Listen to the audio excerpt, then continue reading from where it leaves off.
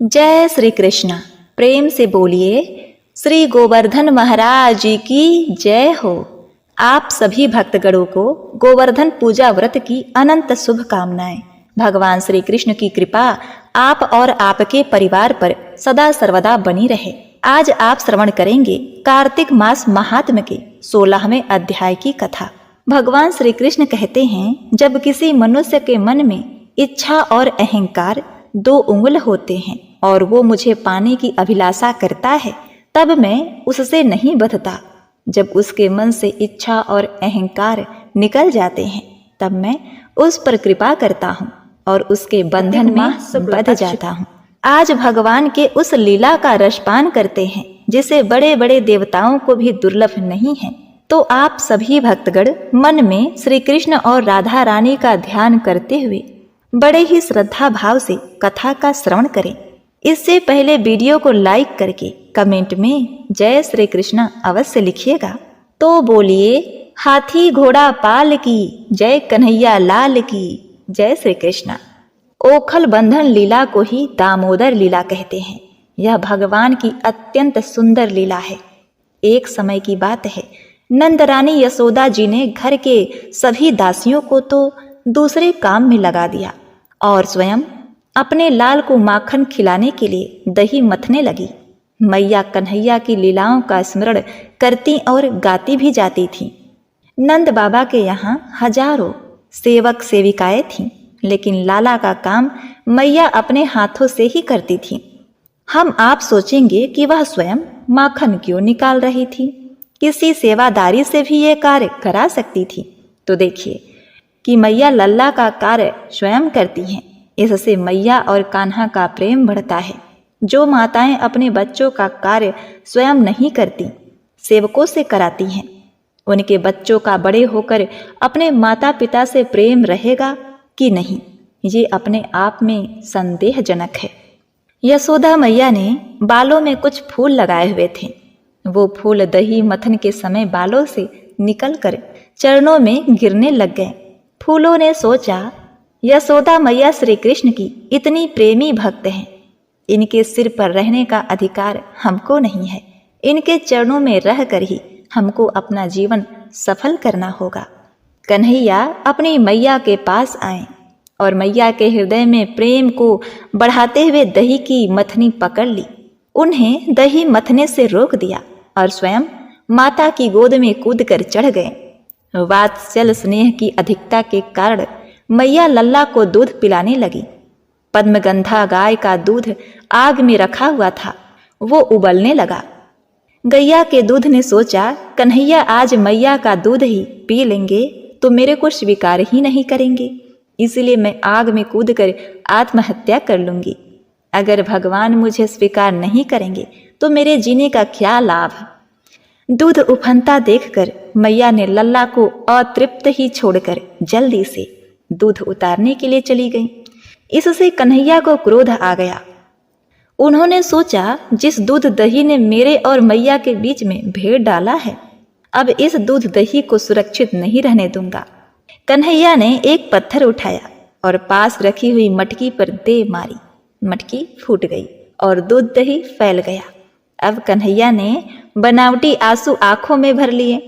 दूसरे कमरे में जाकर बासी माखन खाने लगे, बंदरों को भी खिलाने लगे। सोचा, ये मेरे पूर्व जन्म के साथी हैं।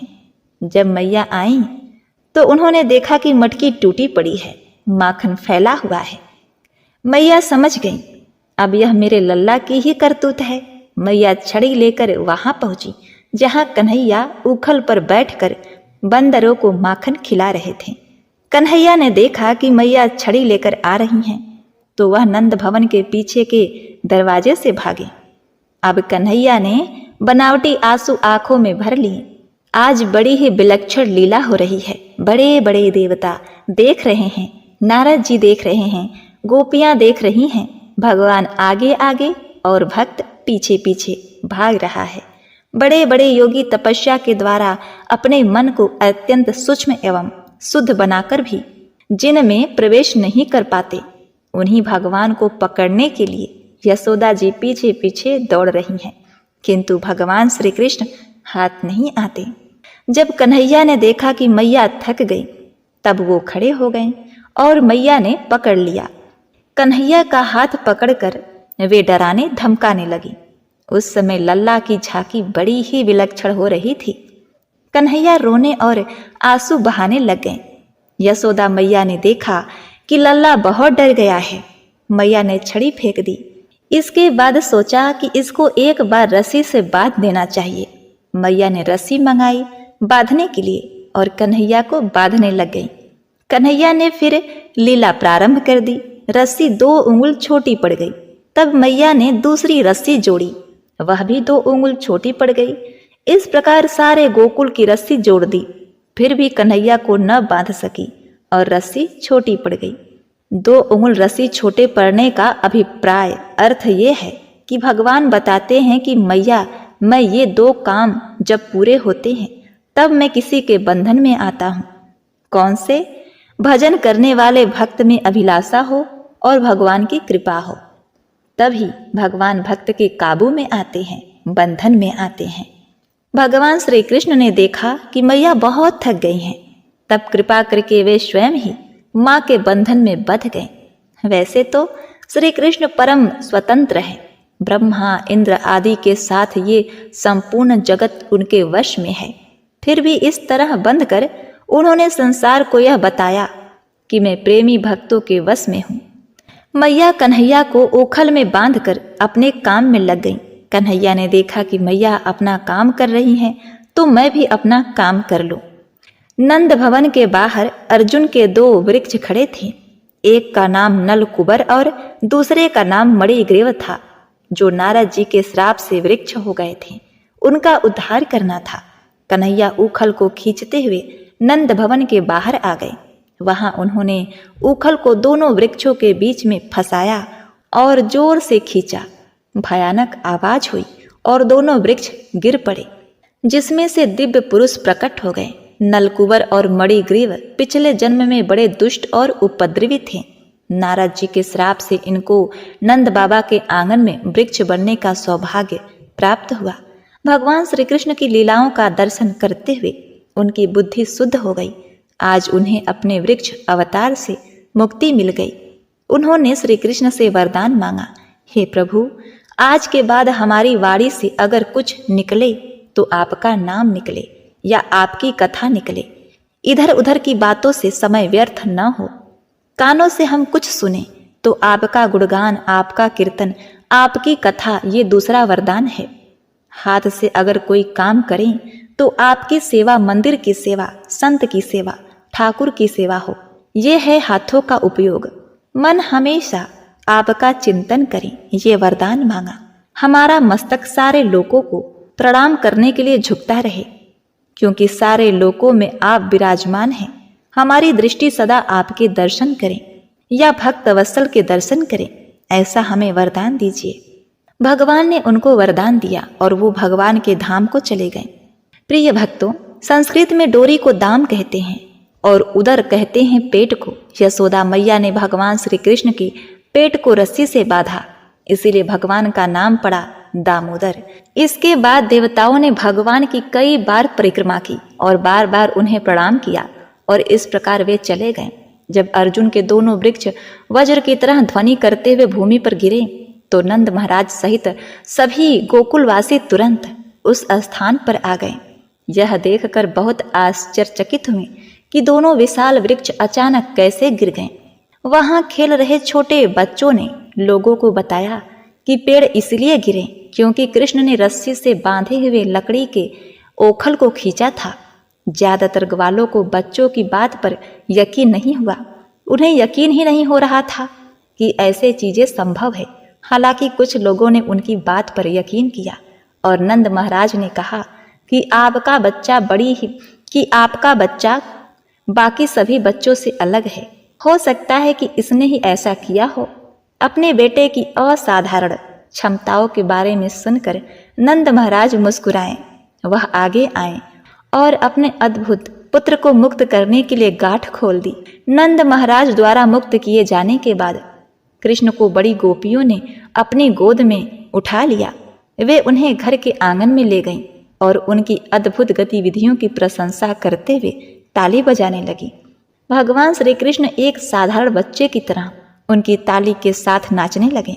परम भगवान कृष्ण गोपियों की पूरी तरह से नियंत्रण में थे। उनके हाथों की कठपुतली की तरह गाते और नाचते थे। माता यशोदा भी यह सब देखकर मंत्रमुग्ध हो जाया करती थी। तो इस प्रकार से भगवान श्री कृष्ण की ओखल बंधन लीला समाप्त हुई। अब आप आगे श्रवण करिए कार्तिक मास महात्म के 16वें अध्याय की कथा। दीपावली को दीपमालिका के महत्व एवं महालक्ष्मी जी के पूजन की विधि ध्यान पूर्वक सुनने के बाद महाराजा पृथु ने नारद जी से विनती की कि हे देवर्षि, अब आप अन्नकूट तथा गोवर्धन का महात्म सुनाने की कृपा करें। नारद जी ने कहा, दीपावली के अगले दिन कार्तिक शुक्ला प्रतिपदा को गोवर्धन पूजा तथा अन्नकूट होता है। इस दिन पृथ्वी पर गोबर का गोवर्धन बनाकर उसका पूजन करें और अन्नकूट बनावें। ब्राह्मणों को भोजन कराने के बाद स्वयं भोजन करें। गौ तथा बैल का भी पूजन करना चाहिए। दिन के तीसरे प्रहर में मार्गपालिका बाधे। इसी दिन जमाई का भी पूजन होता है, अतः जमाई को घर पर बुलाकर उसका आदर सत्कार और पूजन भी करना चाहिए। राजा पृथु पूछने लगे, हे नारद जी, सबसे पहले यह पूजन किसने और कब किया था? कृपया यह बतलाइए। तब नारद जी बोले, समुद्र मंथन के समय जब लक्ष्मी जी समुद्र से उत्पन्न हुई तब विष्णु भगवान के साथ उनका विवाह हुआ। इससे आनंदित होकर समुद्र ने भगवान की स्तुति की। तब भगवान विष्णु ने कहा कि वरदान मांगो। यह सुनकर समुद्र ने कहा, हे भगवान, आप लक्ष्मी सहित मेरे यहाँ निवास करें। तब विष्णु ने कहा कि ऐसा ही होगा और भगवान विष्णु लक्ष्मी सहित क्षीर सागर में शेषशय्या पर अवस्थित हो गए। उसी दिन से आज के दिन दामाद का पूजन आरंभ हुआ। जो कोई कार्तिक मास शुक्ल पक्ष की प्रतिपदा तिथि को दामाद का पूजन करता है वह सब पापों से मुक्त हो जाता है। आगे राजा पृथु ने कहा, आप गोवर्धन पूजा की अद्भुत कथा के बारे में जानते हैं। अब गोवर्धन पूजा के महत्व और इसकी कथा के बारे में कहिए। तब नारद जी ने कहा, हे राजन, इस कथा के माध्यम से हम आपको बताते हैं कि इस पर्व की शुरुआत कैसे हुई। इसका भगवान श्री कृष्ण से क्या संबंध है। द्वापर युग में एक बार देवराज इंद्र को अपने शक्तियों के ऊपर काफी अहंकार हो गया था। उनका यह अभिमान तोड़ने के लिए श्री कृष्ण भगवान ने बड़ी ही अद्भुत लीला रची थी।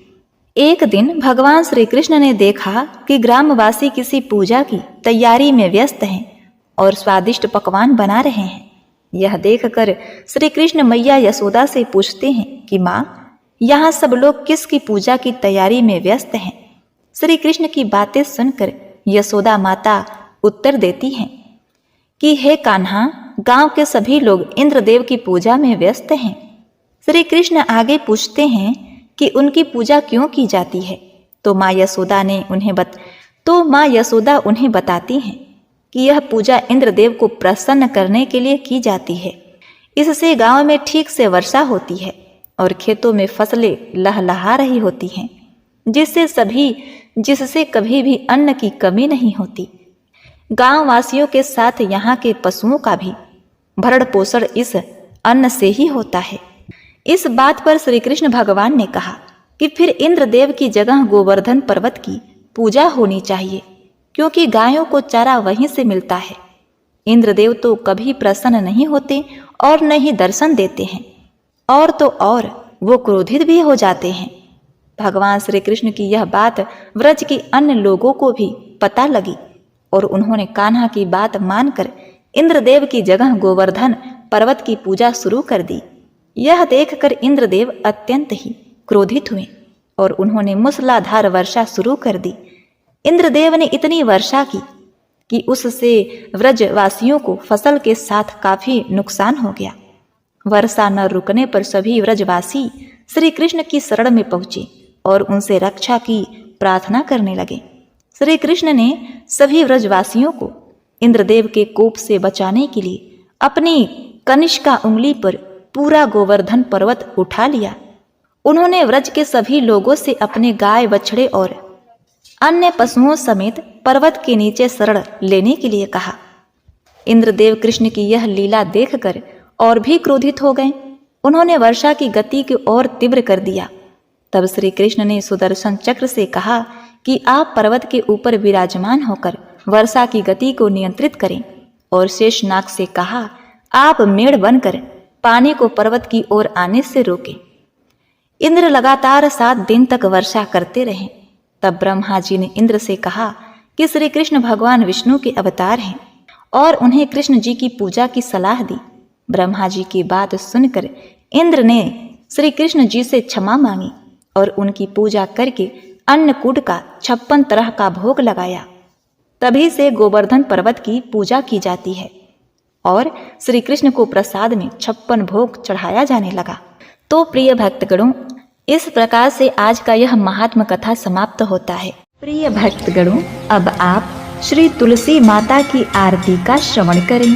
तुलसी महारानी नमो नमो, हरि की पटरानी नमो नमो। तुलसी महारानी नमो नमो, हरि की पटरानी नमो नमो। धन तुलसी पूरन तप कीनो, धन तुलसी पूरन तप कीनो। शालिग्राम बनी पटरानी नमो नमो। तुलसी महारानी नमो नमो, हरि की पटरानी नमो नमो। जाके पत्र मंजरी कोमल, श्रीपति कमल चरण लपटानी नमो नमो। तुलसी महारानी नमो नमो, हरि की पटरानी नमो नमो। धूप दीप नैवेद्य आरती, पुष्पन की वर्षा बरसानी नमो नमो। तुलसी महारानी नमो नमो, हरि की पटरानी नमो नमो। 56 भोग 32 व्यंजन, बिन तुलसी हरि एक न मानी नमो नमो। तुलसी महारानी नमो नमो, हरि की पटरानी नमो नमो। सब सखी मैया तेरो यस गावे, भक्ति दान दीजै महारानी नमो नमो। तुलसी महारानी नमो नमो, हरि की पटरानी नमो नमो। नमो नमो तुलसी महारानी नमो नमो। तुलसी महारानी नमो नमो, हरि की पटरानी नमो नमो। जय जय तुलसी माता, मैया जय तुलसी माता। सब जग की सुखदाता, सबकी वर माता। जय तुलसी माता। सब योगों से ऊपर, सब रोगों से ऊपर, रज से रक्ष करके सबकी भव त्राता। जय तुलसी माता। बटु पुत्री है श्यामा, सुरबली ग्रामा। विष्णु प्रिया जो नर तुमको सेवे, सो नर तर जाता। जय तुलसी माता। हरि के शीश विराजत, त्रिभुवन से हो वंदित। पतित जनों की तारिणी, तुम हो विख्याता।